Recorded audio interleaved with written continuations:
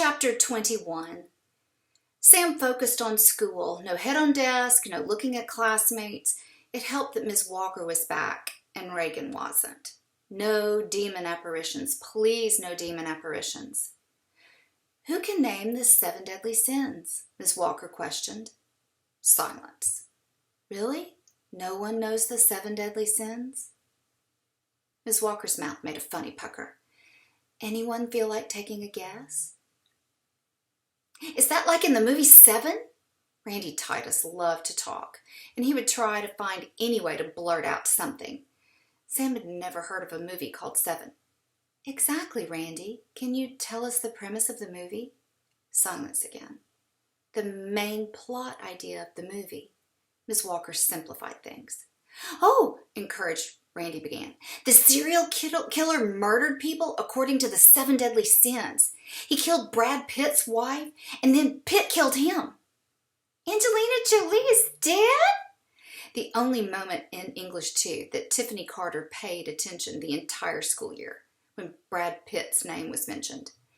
Ms. Walker saw the class slowly disintegrating, and she had to take control. Okay, no one murdered anyone in reality.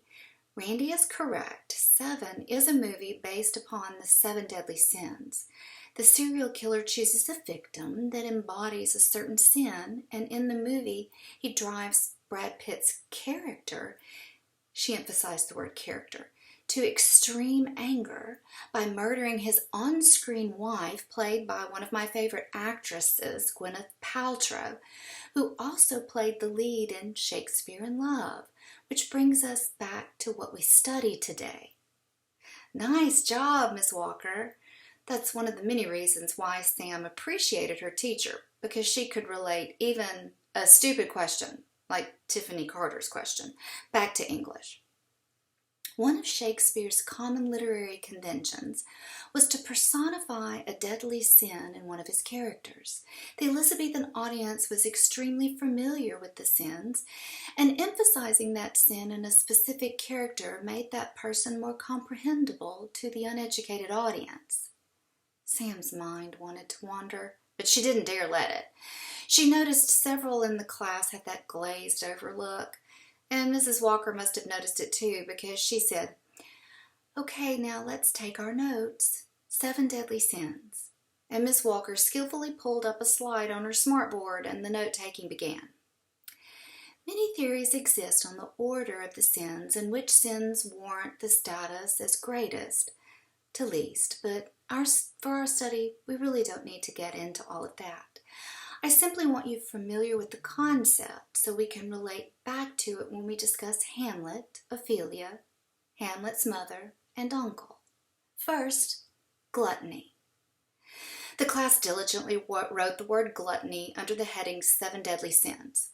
Many blank faces clouded the atmosphere of second period until Mrs. Walker tapped the smartboard and an extremely obese person appeared.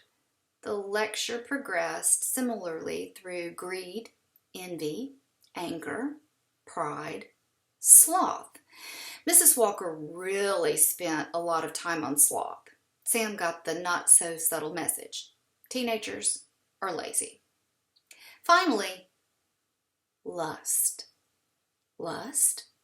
Sam's attention snapped her pencil like a twig under hurricane-force winds. Miss Walker spent a lot of time on lust, too. Sam understood all too well the power lust wielded against teenagers, especially Reagan Sandifer. Wasn't even here today to hear this lecture. Sam remembered Lust's body pressed against him, stroking his hair. Her mind immediately wandered to Reagan's beautiful face, his crystal blue eyes. Sam shook her head to snap herself out of the memory. The tingle of Reagan's hand in hers made her shake her wrist and rub her palm. What in the world? She thought to herself. She forced herself to pull her attention back to Miss Walker's voice as Miss Walker changed to the next slide. Sam's breath caught in her throat and her skin went cold. All the warmth she'd felt only seconds earlier drained from her body. On the screen, Miss Walker explained shown the picture Ophelia by John Everett Millay.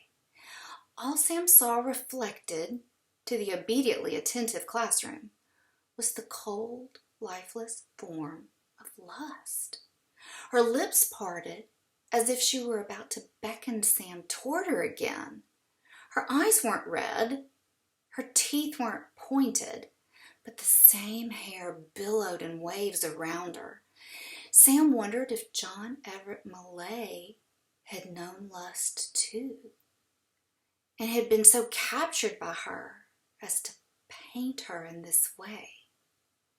Was Reagan absent because lust knew Ms. Walker would reveal her to Reagan today? That thought pretty much blew Sam's mind, and she put it aside to ponder later. Okay, everybody, now let's turn to page 675. Ms. Walker's transition snapped Sam back to English. Tiffany, please read for us about the painting on the page. Sam laughed on the inside as Tiffany began her bubbly reading about another relatively disturbing piece of classical art.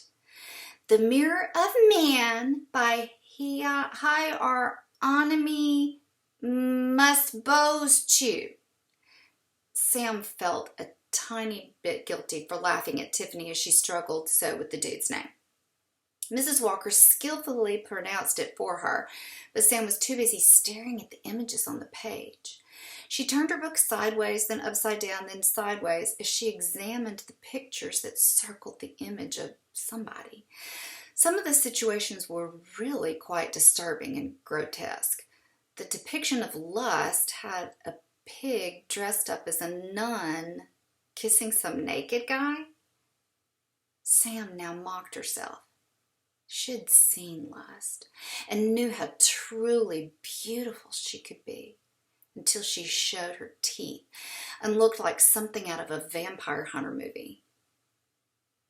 She pulled you into that warm and satisfying embrace, then sucked out your soul. Sam looked over her notes again, covering the 7 deadly sins, and wondered what the other sins must physically look like. Not that she ever cared to meet any of them up close and personal. Gluttony probably took the form of a giant chocolate Easter bunny. Or maybe he formed differently for each individual person's taste.